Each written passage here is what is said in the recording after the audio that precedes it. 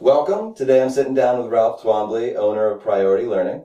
We're going to talk a little bit about the Influence Series today and just exactly what that is and what you can expect if you sign up for it.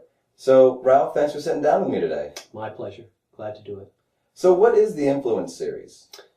Well, the Influence Series is something we created a while back that was really designed for people who really wanted to make a difference and didn't want to rely on their title exclusively to make that difference. Over the years, we've created a lot of leadership series, and this is one that's been needed for a long time. There's been a tremendous need for people to know that they can make a difference and don't necessarily have to have a title to do it. Interesting. So how does it differ from some of the other series that you guys have developed at Priority Learning? I know there's a direct series, direct managers series, an associate series, an executive series.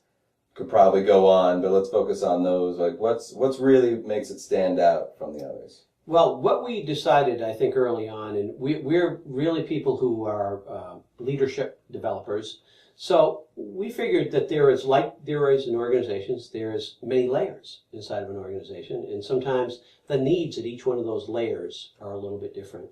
For instance, for an executive, there's really a need to be really a strong values-based leader and to lead from the front by modeling and those kind of things. As you keep dropping down a little bit more, the demands are slightly different.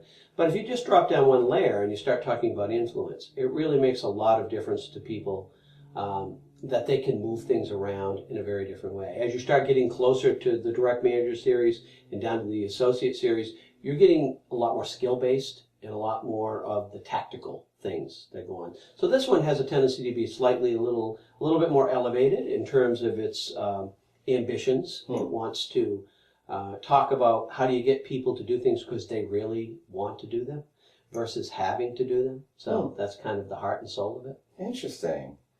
So I've noticed that we have a lot of different themes here for each day. It's a 7-day series. I kind of wanted to go over a couple of these themes with you just to get a little bit more information on exactly what you mean.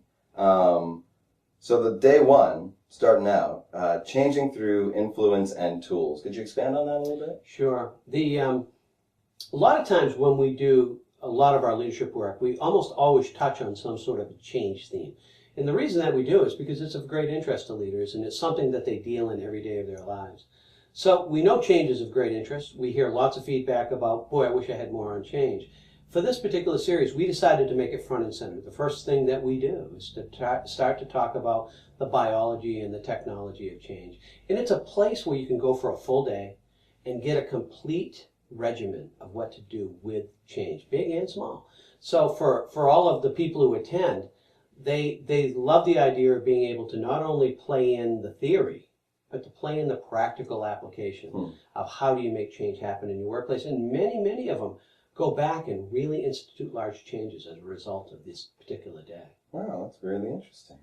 Another one, day 3, good choices for people. That seemed a little vague to me. Could you be a little bit more specific on what exactly you guys do on that day? It's a day that's built around 4 key elements. That we know that to be successful as an influence leader, one of the things you need to be able to do is you need to be able to understand how people succeed and fail inside of your organization. So making a good hire and understanding the basics of good hiring might sound like something that's a little bit more rudimentary. We think it's actually is pretty important for the influence leader. The second thing that we do is we talk in great length about how do you set up appropriate training so that people have the tools they need to be successful. On a much more global basis, we talk about leadership, which is a topic here all the time. But the big piece and the piece that really catches people on this particular day is what we call continuous vitality. How do you keep them supercharged in the workplace after they've been led well, they're the right choices, and they've been trained properly? Because 3 to 5 years in, no matter how well those things are working for you, you can get a little bit uncomfortable, a little bit antsy, as the average employee does. This program is really focused on what do you do for that time after. And that was the heart and soul of the evolution. Awesome. That's wonderful. Now, the last one I kind of wanted to go over here, building a compelling vision. Now, that seems like almost a daunting task to go into, especially like on day 6 of this. Could you go into about how you guys dive into that a little bit? Someplace, all the great authors, whether it's Good to Great or someplace else, always talks about the fact that compelling visions are what drive people.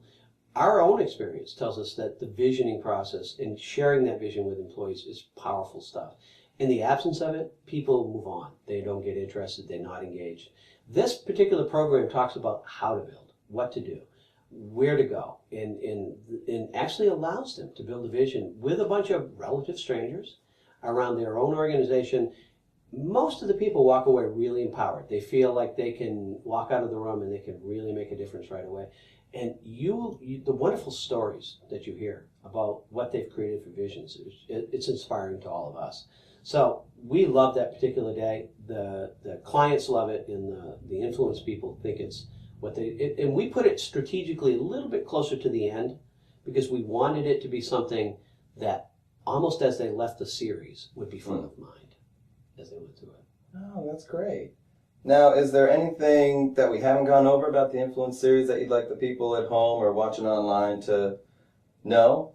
I would, if there was one message I would take out is the power of great discussion, the power of having a group full of really smart people talking about their own experiences. And even though we do that in most of our programs, this particular program, because the topics and the assignments between sessions are so they're so strong, they're so compelling, and they're generally driven by the participants.